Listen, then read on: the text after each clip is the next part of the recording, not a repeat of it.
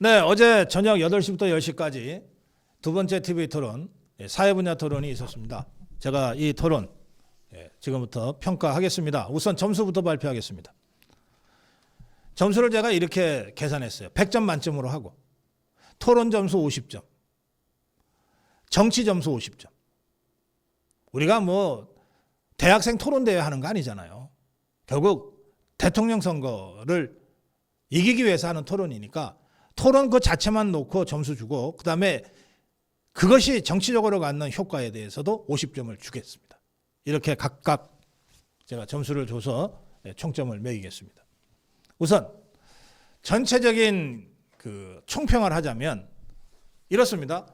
김문수는 토론을 했고 이준석이 이재명이는 말싸움을 했고 권영국이는 혼잣말만 했다.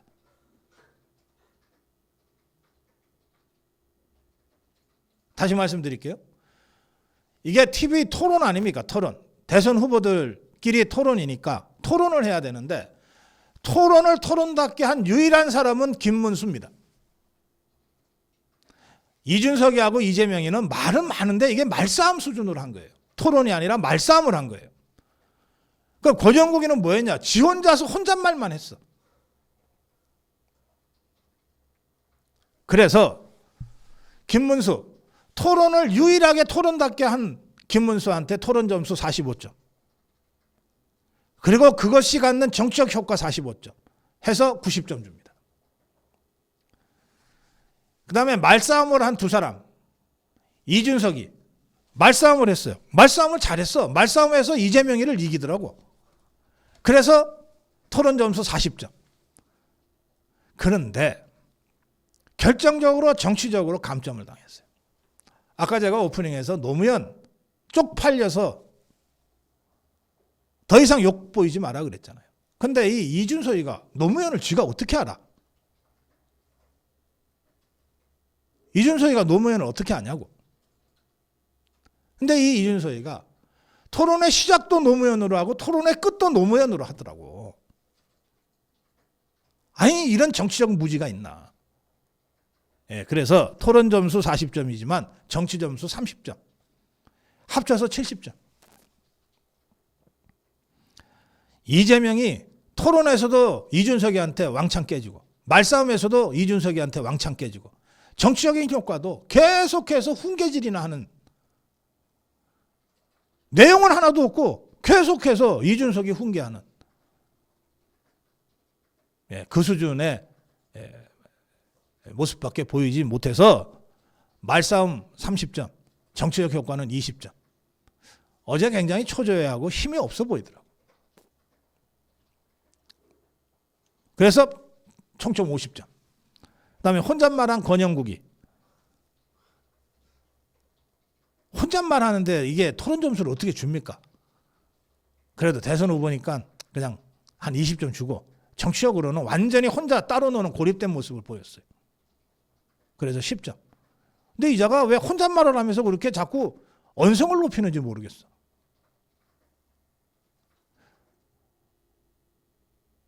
하여튼.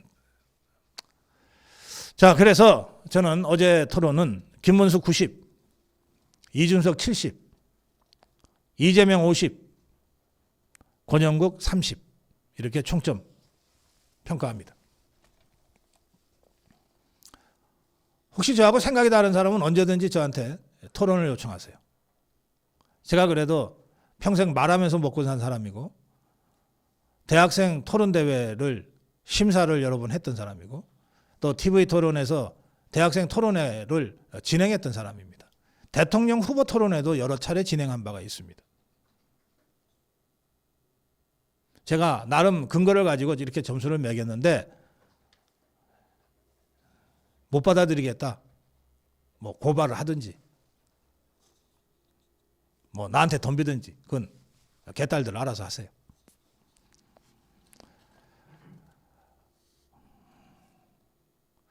이 정치라고 하는 게 말로 한다 그러지 않습니까? 그러니까 정치는 말로 하는 거예요. 팔씨름하는 게 아니잖아요. 그런데 이 말이 천박하고 신뢰를 할 수 없는 말만 쓰면 그 정치가 그 말 때문에 오염되잖아요. 지금 정치를 가장 오염시키고 있는 자 누굽니까? 이재명 아닙니까?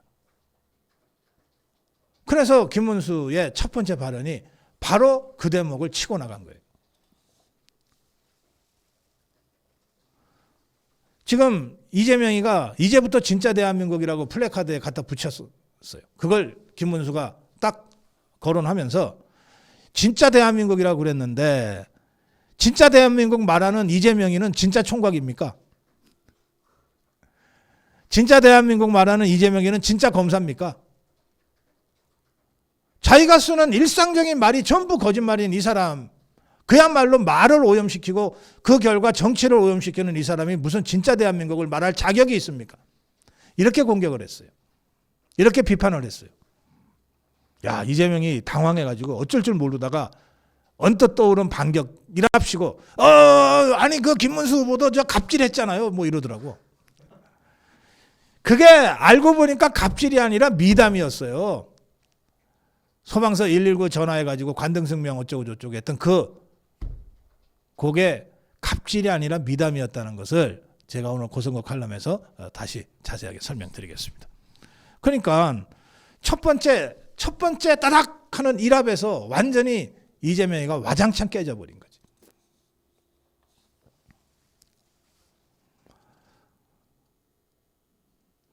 또 실제 경기도지사를 할 때 이재명의 그 친형 이재선, 고 이재선 씨가 보자고 여러 번 연락을 해서 만났대요. 자기 밑에 있는 성남시장의 친형이 보자 그러니까, 그랬더니 동생인 성남시장 이재명이가 자기를 정신병원에 강제 입원시키려고 하더라고 막 하소연을 했던 거예요. 그때 김문수 지사가 이거 집안일에 제가 개입하기는 좀 이렇게 하고 돌려보냈던 걸로 제가 알고 있습니다만, 어쨌든 이 얘기를 하자 이재명이가 뭐라 그랬냐. 그 집안 내에 내밀한 문제고 수양부적으로 사과 말씀 다시 드린다. 그래놓고 근데 김문수 후보 이런 말 할 자격이 없다고 갑질하지 않았냐 이렇게 댓글을 한 겁니다. 이게 이 이재명이가 말한 갑질이 119 소방대원 그 관등성명 얘기인데, 그 얘기는 제가 칼럼에서 이게 왜 갑질이 아니라 미담이었는지를 설명 다시 드리겠습니다.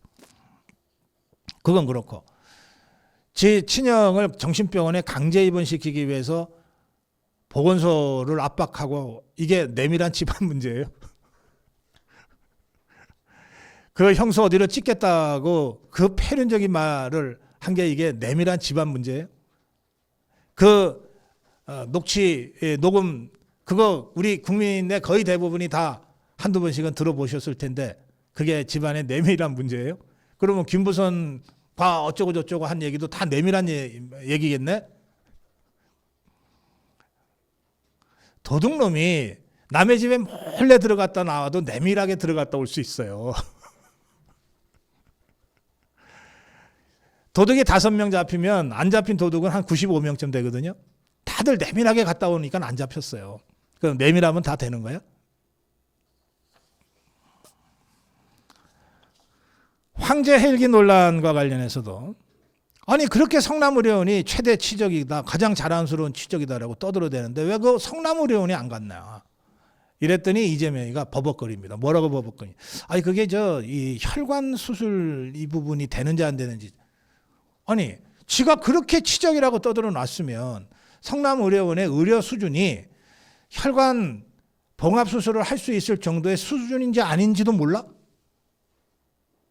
지가 안 떠들었으면 모를 수도 있어. 그렇게 떠들어 대놓고 실제 성남의료원이 어느 정도의 의료시설을 갖추고 있는지 이건 하나도 모르고 있다는 거 아니에요.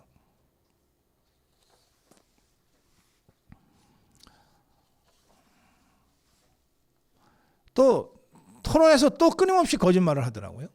이를테면 이런 대목입니다. 이재명이가 어떻게든 김문수 후보를 내란 어쩌고 저쩌고 엮어놓으려고 자꾸 윤석열 대통령 그것도 권영국이가 총대 메고 하던데 그게 이제 안 먹히잖아요. 더 이상. 윤석열 대통령이 계엄 선포할 때 당하고 의논했습니까? 국무위원들한테도 사전에 김용현 국방장관 빼놓고는 의논을 안 했잖아요. 그리고 김문수 후보는 그 국무회에 가지도 못했잖아요. 갔다면 내가 말렸을 것이다라고 하는 입장이 여러 번 나왔잖아요, 이미. 그러니까 이게 김문수를 윤석열 대통령 계엄으로 연결시키고 이걸 내란 프레임을 덮어 씌워서 공격하려고 하는 게 전혀 안 먹히는 거예요. 연결고리가 하나도 없으니까. 그러니까 이것들이 갑자기 정광훈 목사 끌고 나와가지고서 극우 세력하고 어쩌고 저쩌고 하면서 이재명이가 공격한 말이 뭐냐? 정광훈 목사가 감옥 갔을 때 눈물 흘린 그런 광경이라고 표현했어요. 그러니까 김문수가 눈물을 흘렸다는 거야. 김문수가 바로 허위사실 얘기하면 안 돼. 허위사실 얘기하면 안 돼. 너 대법원에서 유죄 판결 받았잖아. 허위사실 얘기해서. 그거 허위사실이야. 난 눈물을 흘린 적 없어. 그러자 이재명이가 눈물이 난다고 하는 영상이 있어요. 자, 영상에서 정말 이런 상황이라서 제가 눈물이 납니다 하고 하는 것하고 말로 눈물이 납니다 하는 것하고 진짜 눈물을 흘리는 것하고 같은 거예요? 가슴이 찢어지는 것 같아요 하고 진짜 가슴이 찢어진 것하고 같냐고. 가슴이 진짜 찢어지면 병원에 실려가지. 그러나 우리가 말로는 가슴이 찢어집니다. 말할 수 있잖아. 눈물이 납니다. 말하지만 진짜 눈물을 흘리는 것하고 다르잖아. 이게 새빨간 거짓말을 한 거 아니에요. 김문수 후보 앞에서.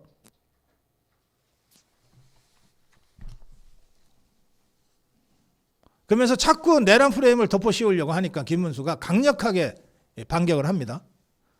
진보당하고 연합공천했지. 그 진보당이 이석기 통진당 그 잔존 세력인데 그 내란 세력들 더불어민주당 통해서 국회의원 배지 달았잖아.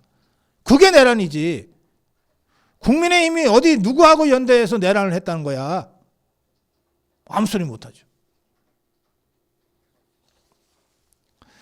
어제 토론을 보면 이재명이는 전혀 준비가 안 돼 있어요. 전혀.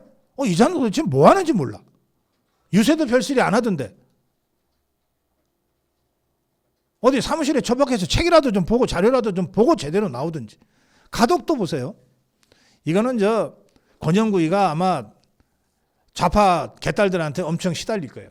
권영국이 집단에는 이재명 높여 세우느라고 가덕도 얘기를 했을 텐데 이 답변을 하면서 이재명이가 진짜 엉뚱한 소리를 합니다. 뭐라 그랬냐? 아니 그 가덕도 신공항 정치적 요인을 고려해서 보안 아니 공항 건설하는데 왜 정치가 들어가? 그러자 권영국이가 봐도 이거 한심한 답변이니까 권영구이가 이렇게 얘기해. 그거 대단히 유감이다. 어떻게 공항 짓는데 그걸 정치적으로 고려해서 밀고 나가야 한다고 답변을 하냐. 맞잖아요. 우리가 정치적인 고려 때문에 쓸데없는 공항 여러 개 지어서 망한 거 다 알잖아요. 저 무안공항이 그렇고 뭐가 그렇고 그렇잖아요. 그게 공항이야? 고추 말리는 넓은 아스팔트지. 그게 다 정치적으로 그 지역 국회의원들이 뭔가 한 건 하려고 국민 혈세에 수백억씩 갖다 들여가지고 한 거 아닙니까? 그 가덕도가 그런 겁니까? 아니잖아.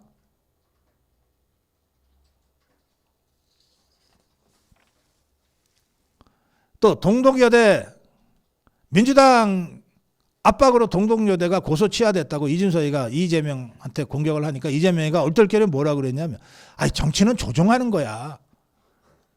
아니 압박과 조정도 구별 못해? 압박과 조정도 구별 못하냐고. 그리고 조정은 법원에서 하는 거지 왜 너희들이 나서 해? 더불어민주당이 뭔데 지구들이 조정한다 그래. 아무 때나 툭툭 끼어들라 그래. 그리고 지금 이 동독여대 사태가 문제가 된 것은 압박을 받아서 동독여대 학교가 40억의 민형사 소송을 포기했다는 거 아니에요. 핵심이. 그 40억 그럼 어떡할 건데 더불어민주당이 그중에 절반이라도 내줄 거야? 그건 이게 동독여대 사태의 핵심도 모르고 있어. 토론 직후에 이준석이가 이재명이는 국민 앞에서도 뻔뻔하게 거짓말만 합니다. 호텔 경제론을 변명하기 위해서 집단의 준비를 좀 한 것 같은데 정말 안쓰러웠습니다. 다들 어제 TV 토론 보신 분들은 이재명이가 참 불쌍했을 거예요. 토론 직후에 국민의힘에 이런 입장문이 나왔습니다. 김문수 후보는 2차 TV 토론에서 이재명의 거짓 부패를 집중 겨냥하면서 가짜 프레임을 부각했다. 모두 발언부터 마무리까지 진짜와 가짜를 대비해서 토론했다. 거짓말, 사기꾼, 척결, 부정부패 근절을 국민통합의 첫 걸음으로 제시하면서 도덕성 문제, 이재명의 도덕성 문제를 정조준했다. 이재명이가 과거에 총각을 사칭하고 검사를 사칭하고 허위 정보를 유포하고 이런 가짜 행적들을 일일이 거론하면서 이런 사람이 어떻게 진짜 대한민국을 말할 자격이 있느냐라고 강하게 질타했다. 국민통합은 거짓말, 사기꾼, 부정부패 사람들을 척결하는 데서부터 시작되어야 한다는 것이 김문수 후보의 소신이고 국민의힘의 공식 입장이다. 자, 전체적으로 흐름을 보면서 제가 왜 점수를 김문수 90, 이준석 70, 이재명 50, 권영국 30을 줬는지 다시 한번 생각해 보시기 바라고, 총평으로 김문수는 토론했다. 이준석과 이재명이는 말싸움했고 권영국이는 혼잣말만 했다. 왜 제가 이렇게 평가하는지를 여러분들 다시 한번 생각해 보시기 바랍니다.